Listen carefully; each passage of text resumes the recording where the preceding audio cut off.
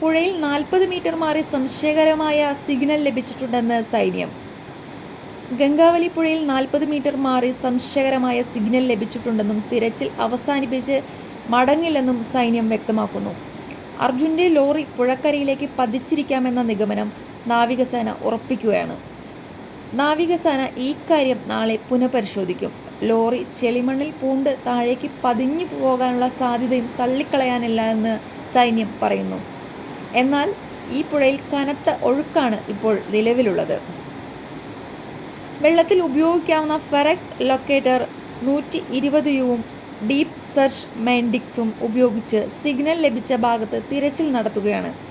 അർജുനും ലോറിയും കരയിലെ മൺകൂനയ്ക്ക് അടിയിലില്ലെന്ന് ഇന്നലത്തെ തിരച്ചിൽ അവസാനം സൈന്യം സ്ഥിരീകരിച്ചു. റോഡിൽ മണ്ണിനടിയിൽ ലോറിയുണ്ടെന്ന സംശയത്തിലായിരുന്നു ഇത്രയും ദിവസം പരിശോധന നടത്തിയത്. ഇന്നലെ 98% മണ്ണും നീക്കിയിട്ടും ലോറിയുടെ സാന്നിധ്യമില്ലെന്ന് അധികൃതർ സ്ഥിരീകരിച്ചു.